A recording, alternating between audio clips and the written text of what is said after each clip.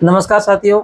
Jan Aadhaar card में कुछ महत्वपूर्ण बदलाव हुए और वो सभी ई मित्र कियोस्कों को और आमजन के लिए जानना बहुत जरूरी है।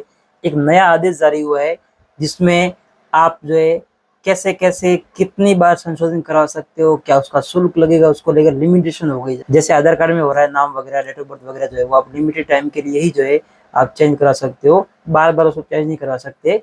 वैसे ही अभी जो है जन आधार में भी जो है नियमों में संशोधन हो चुका है। तो नया नियम क्या है उसके बारे में जानना बहुत जरूरी है। तो पूरा नोटिफिकेशन आपको पढ़ के सुनाऊंगा और साथ ही उसमें क्या क्या चीजें बताई गई है अच्छे से समझेंगे।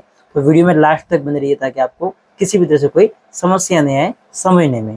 तो सबसे पहले आप देख सकते हैं स्क्रीन के ऊपर साइड में दिख रहा होगा आपको कुछ इस तरह से नोटिफिकेशन है, जो कि 7/5/2026 यानी कल का ही नोटिफिकेशन है, लेटेस्ट नोटिफिकेशन है और इसीलिए इसको समझना जरूरी है।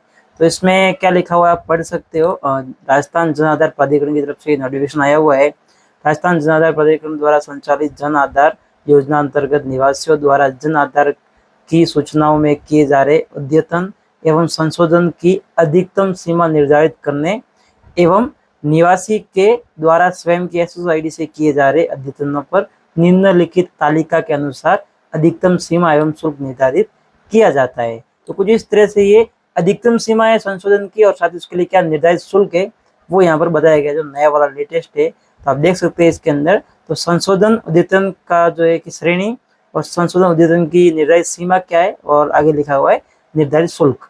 तो जैसे कि आप देख पा रहे होंगे, पिता का नाम, माता का नाम, अल्पसंख्यक श्रेणी, वैवाहिक स्थिति, जीवन साथी के नाम में संशोधन या अद्यतन, इसको आप जो है अधिकतम 2 बार करवा सकते हैं, इससे ज्यादा नहीं करवा सकते जन आधार कार्ड के अंदर। अभी ये नियम लागू होने के बाद में कब से लागू होगा वो भी बताऊंगा, अभी नोटिफिकेशन है, लागू कब से होगा वो भी आपको जानकारी मिल जाएगी।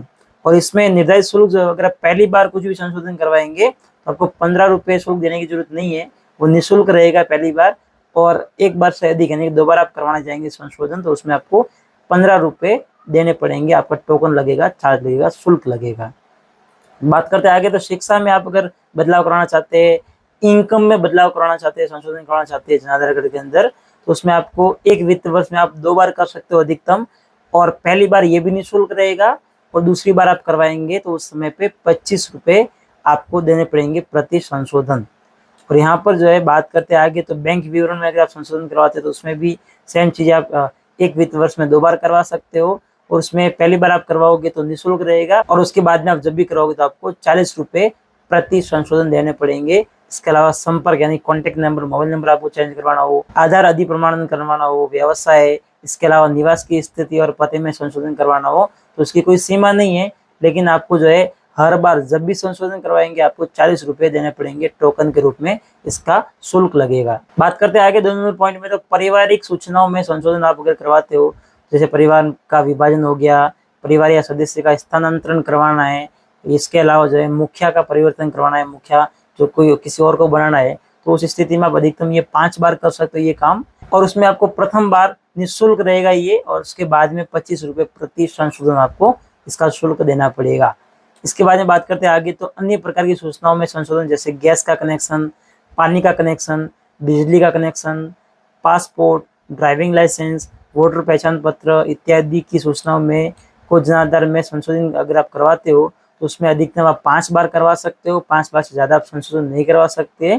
और उसमें प्रति संशोधन आपको 25 रुपये देने पड़ेंगे, हर बार जितनी भी बार आप संशोधन करेंगे आपको 25 रुपये प्रति संशोधन देने पड़ेंगे।